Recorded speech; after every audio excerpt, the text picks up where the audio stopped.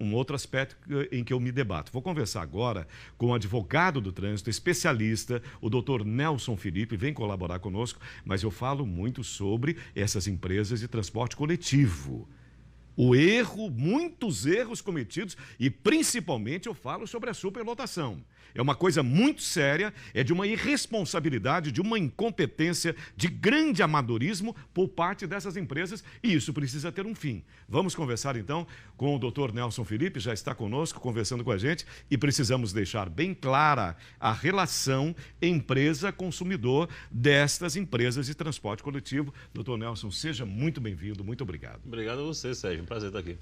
E como é que a gente muda essa situação? Eu, inclusive, já filmei, já gravei, já fotografei, já mostrei ônibus superlotados primeiro. Essa superlotação, ela me irrita de uma maneira, assim, muito, muito intensa, eu diria. Por quê?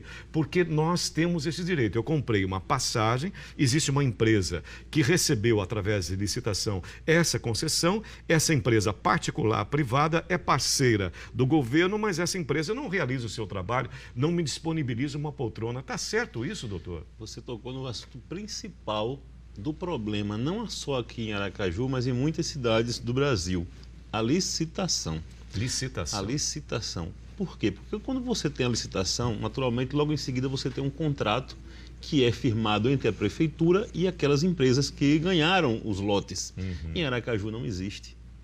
Então, como você cobra da empresa se você não tem algo... Não existe? Não existe licitação do transporte público em Aracaju. Não acredito. O que existe em Aracaju é uma autorização, uma permissão a título precário que faz com que as empresas rodem, né? Que transitem, transportem os passageiros dessa forma que você está falando, amontoados, sem a acessibilidade para as pessoas que precisam, né? Com esse acúmulo de passageiros a todos os horários. Exato. Por quê? Porque a prefeitura não tem em suas mãos um instrumento que possa cobrar do empresário do transporte público um serviço, uma prestação de serviço melhor. Mas eu vou ter que te perguntar, e por que não existe essa licitação? Isso é uma interrogação enorme, eu posso dizer a você com muita propriedade, porque eu fui gestor do transporte público em Aracaju há 4 anos atrás, né, e tentamos de todas as formas. A licitação, inclusive, o projeto da licitação ficou pronto.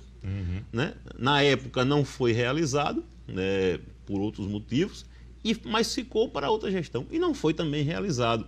Então, assim, é uma necessidade premente, é necessário, em primeiro lugar, para que se tenha uma busca para o transporte público de qualidade, que você licite, você cobre, você possa cobrar. Como você pode cobrar algo de uma pessoa, de uma empresa, se você não tem como puni-la? Por exemplo, digamos que você, agora, por conta da acessibilidade ruim, por conta da superlotação, você diga, eu vou imprimir uma multa, uma sanção maior, uma suspensão numa empresa dessa. Ela simplesmente pode dizer o seguinte: olha, Sérgio, eu não aceitei a sua multa, eu não aceitei a sua punição, eu vou embora. E pega os carros dela, os ônibus, e vai embora.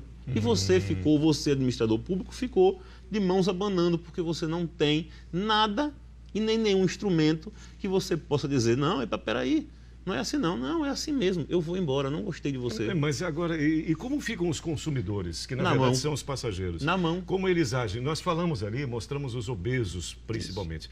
Os obesos mórbidos, o quanto eles sofrem. Como eles podem fazer? As pessoas com deficiência, as pessoas com limitação motora, os idosos, como é que eles precisam agir numa situação feita essa? Olha, é uma situação que antigamente a gente tinha no Ministério Público uma promotora muito dedicada, a doutora Berenice. A doutora Berenice se aposentou. Era uma pessoa que era extremamente dedicada a esse tipo de problema, não só das pessoas com deficiência, mas também das grávidas, dos obesos e esse tipo de situação. E ela brigava mesmo. As associações, inclusive dessas pessoas, já sabiam que podiam contar com ela. Sim. Hoje tem uma lacuna. A doutora Berenice se aposentou e não tenho conhecimento, pelo menos, se há, até digo o doutor Eduardo Dávila, presidente, o Procurador-Geral de Justiça, que providencie com urgência alguém para substituí-la, né, com a mesma vontade que ela tinha, porque é necessário alguém que realmente brigue por esses direitos. Olha, Sérgio, Esse direito não é de hoje, não. Esse direito está lá na Constituição de 88. Exatamente, é constitucional. Está na Constituição, é constitucional. O artigo 227 e o artigo 244, ele diz isso literalmente. Só que você veja como é a coisa, como é que funciona no Brasil. A Constituição é de 88. A lei que regulamentou esses artigos veio sair em 2010, dando prazo para 2014, para todo mundo se organizar, as empresas tal, e se adequarem ao que dizia a Constituição lá de trás de 88. Nós estamos em 2020 e não temos a totalidade dessa situação. Para concluir, precisamos torcer para que isso tudo mude, afinal. Olhe, eu digo que a gente tem que ser um pouquinho mais exigente. Só o torcer, Sérgio, não é suficiente. A gente tem que realmente começar a brigar, começar a buscar os nossos direitos. O brasileiro, ele é muito passivo. Exato, é o que eu falo sempre. Ele é muito passivo. Nós somos, né? Nós somos muito passivos. Nós esquecemos de tudo com a maior facilidade do mundo. Você vê em outros países do mundo uma coisa mínima, um transporte, um assento, como a moça falou ali na reportagem, o assento do obeso, que ele não dá, não tem a preferência que as pessoas que estão ali, uma questão de educação, simplesmente, não dá a oportunidade de que ele sentar, isso já é motivo de briga. Eu vi uma vez, só para lhe dar um exemplo para a gente. Para a gente concluir também.